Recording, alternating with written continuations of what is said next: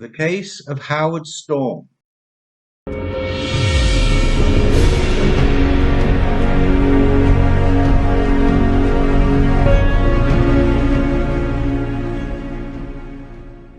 Howard Storm was born in Newton, Massachusetts in 1946. He graduated from California Berkeley University with a master's degree, later to become professor of art at the University of North Kentucky, a post which he held for approximately 20 years. In 1985, Storm took a group of students on a field trip to Europe. One afternoon, after returning to his hotel from a morning excursion, he began to suffer from abdominal pain, which progressively got worse and worse. A doctor was summoned, and after a basic examination, he suspected Storm to have a duodenal perforation, a condition which required urgent surgery. An ambulance was called, and Storm was taken to the hospital. While in hospital, the pain just kept intensifying, and while the staff searched for a doctor to perform the surgery necessary, Storm had concluded, in his own mind, that he was going to die. He said goodbye to his wife, then passed out and became unconscious. Prior to Storm's near-death experience, he described himself as a self-centered, manipulative individual who was an ardent atheist. Realizing that I was standing up, that was my first conscious thought. I was standing up, and I opened my eyes. I had been right next to the bed that I'd been lying in. The pain wasn't there anymore. I was pain-free, and I was happy. Not only was I pain-free, I felt better than I had ever felt my entire life. At this point, Storm's senses were greatly heightened, and his new reality was far more intense than before. He also noticed that his field of vision was almost 360 degrees, as though he could see all around him simultaneously. It was all very weird. I had awoken to be more alive than I had ever been in my entire life. I saw the bed that I had been lying in, and there was a body in it. And when I went to look at the body in the bed, it looked like me. I refused to believe that it was me, because I was not only alive, but more alive than I'd ever been. At this point, Storm tried to communicate with his wife, who appeared to be unaware of him standing by the bed. Frustrated by this, he turned to the other patient in the room, who also totally ignored him. This made him extremely angry, and he shouted, "What's going on here? What's happening? What are you doing?" Outside the room was a commotion. Some people had gathered in the corridor, and they began to call Storm by name. They said, "Hurry up, let's go. We've been waiting for you." Storm was in no mood or condition to go with them, stressing that he was sick and needed an operation. They said, "We know all about you." After a while, Storm felt compelled to go into the corridor to see what the commotion was. As he walked into the hallway, he felt an eerie feeling and could see that the hallway was all grey in colour, with a shadowy, creepy overtone. The people there, both male and female adults, kept their distance. They didn't want Storm to see them in the greyness. They beckoned him to go with them, and after a while he began to follow them. As they walked down the hallway, it became progressively darker and darker. The walls turned into black, empty space, and only the floor was defined. They walked and walked. Time had little relevance in this world, and the laws of physics relating to our world didn't apply here. They went far, and it seemed as though they had been walking forever. It all became confusing for Storm, as he had completely lost his bearings. Even if he wanted to turn back, he had no idea which way that was. The group he was following grew in size, and became increasingly more hostile.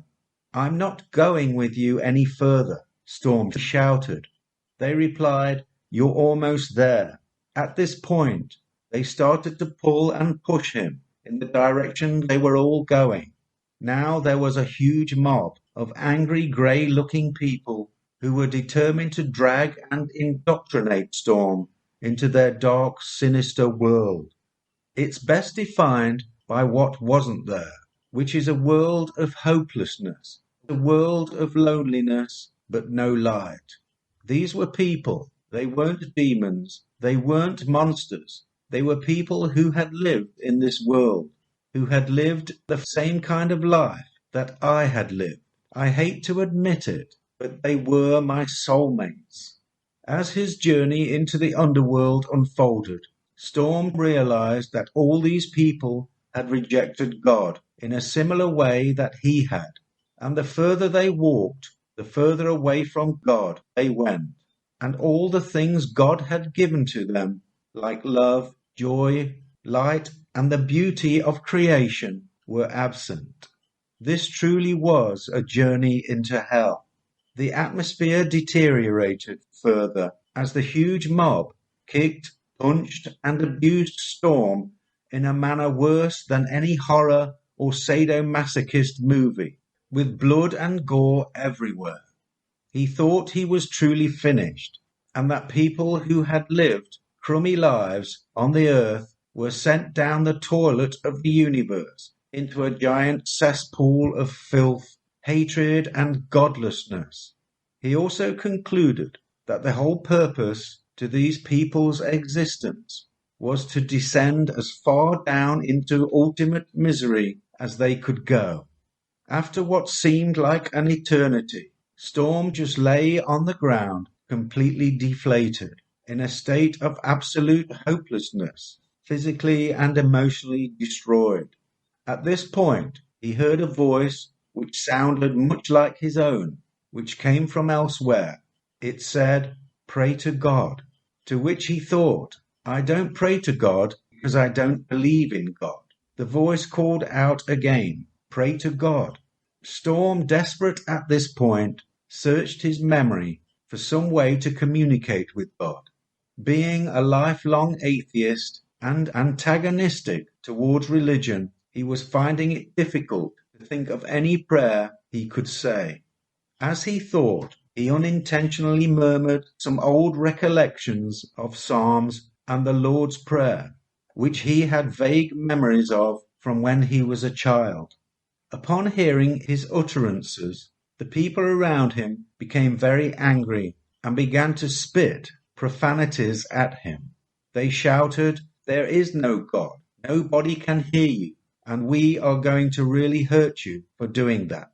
Storm found that by mentioning God, the crowd around him began to move away. He was now able to repel them.